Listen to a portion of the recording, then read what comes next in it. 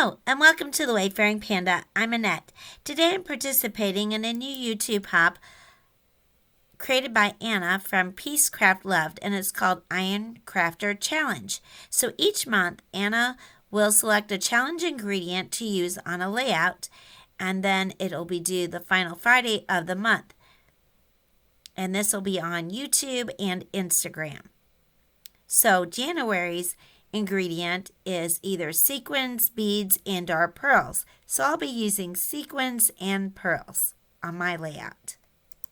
For today's layout, I'm using a 12 by 12 piece of mixed media paper. Sometimes I do my layouts directly onto the page that I use for my photo album since I use Creative Memories. But if I'm using ink or anything wet, I like to do it on a separate page and then tape it in or glue it into my album. So for today's layout, I decided to use the Uncharted Mariner Distress Ink, and I'm applying it with a sponge. Now at the beginning you saw I had a couple sponges here. These are old. My mom had used these when she was doing decorating. I know we had used them for doing some, like the bathroom, I think. So it gives it kind of a ocean look. So I thought I'd try it on a photo album. Now, I did notice the one that crumbled apart. First of all, they're old, but I think that was like a foam one, and I think the one that did not crumble apart was like a real sponge. I'm just adding water, but I'm trying to add different amounts of water so I get different shades of the same ink. Because, of course, the water would look different colors, and I don't want my water to look flat. I decided that my water needed a little bit more texture, so I got my Faded Jeans Distress Ink and I'm splattering it on with a fan brush. Now, a while back I had seen someone using a fan brush, and then I tried it and I liked the results of it because I can get a finer mist with it when I splatter with a fan brush instead of just kind of flicking it on.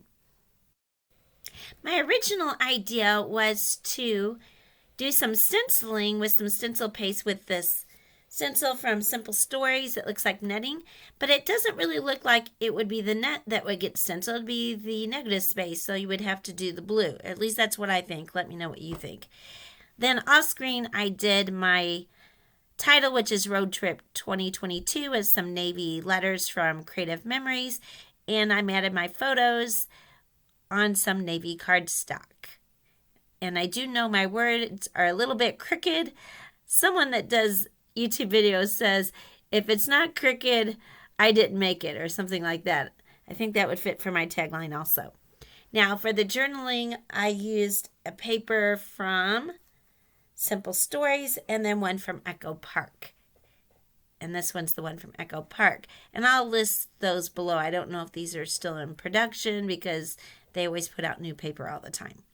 Now for my pictures, I like to use these photo squares, or sometimes they're called photo mounts, and they're acid free. Next, I'm going to use some paper die cuts from Mente Papers, and these are from their Seaside Escape collection. And I'm just using some Nuvo Deluxe adhesive to adhere those down to my paper. I'm just making some little vignettes with those.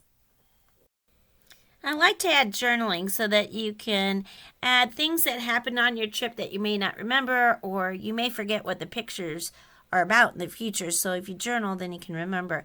One thing we started doing is try to take a journal with us when we go on vacation, and each of us try to write something each day of what happened, so then when we get around to doing our photo albums, we can remember what happened.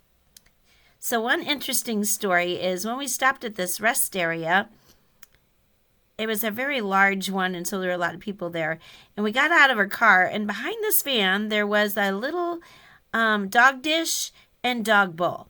And then right next to it was one of those little training potties for little kids, but there's nobody around. And I thought that looked kind of peculiar, so I told my mom, or I asked her, is the porta potty for a dog or for a kid?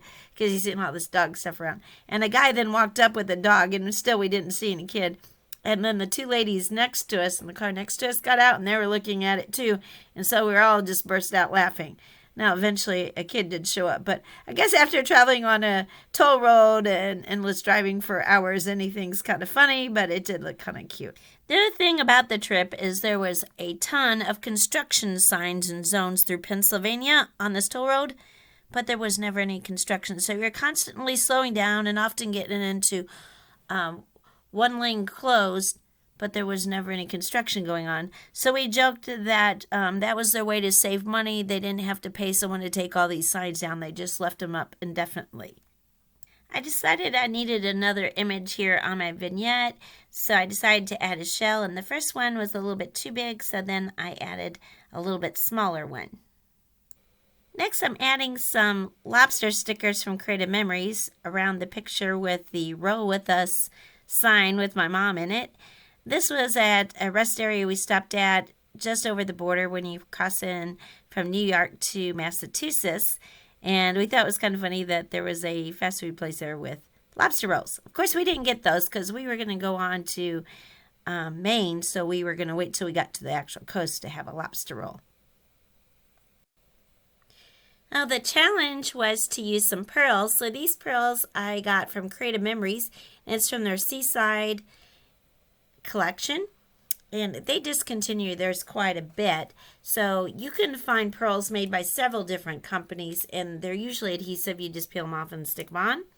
But I picked these because they have kind of that dark blue, which a lot of the ones I got to do my photo album do have that color. But the salmon kind of color goes with the lobster color and the colors in the pictures. So I thought that would be great. And it's kind of neat that I'm using products from several different companies, but they all coordinate really well. Then I also decided to add some sequins, and I have no idea where I got these. These have been in my stash for a long time, and they're kind of turquoise color. I think I probably got them from Joann's many years ago. But anyway, I'm going to put some of those up there by the seagulls. And I'm just using my Nouveau Deluxe adhesive again. Now, a jewel picker would be a lot easier to use for this, but mine worn out a couple years ago and I've never replaced it, so I'm trying to use my tweezers. I decided my layout needed some more decoration, so I'm adding some more stickers, some more of the pearls, and also some more sequins. I never know quite when to stop with the decoration, so I never know if I'm not putting enough or too much. So let me know what you think, although when you're doing your scrapbook layout, it's mostly for you, so do what you like. As I mentioned, this is part of a YouTube hop, so I'll put a link to all the other people in the videos in the description below. Some of them may be to the channels, and then you'll go to their channel and find their video for the hop, and some of them will be direct links to the hop. So please hop along and get other ideas of how to use beads, sequins, and pearls in your layout, and to get inspiration for getting your scrapbooks done. I'll put a list of all the products that I use in the description below. Some of these will be affiliate links. They don't cost you anything extra to use, but I do get a small commission from any sales that the links generate, and that helps support my channel. I want to thank you so much for watching. If you liked the video, please give it a like. And if you're not already a subscriber, I'd really appreciate if you can subscribe to my channel. If you are already a subscriber, I want to thank you for your continued support, and I hope everyone has a wonderful day.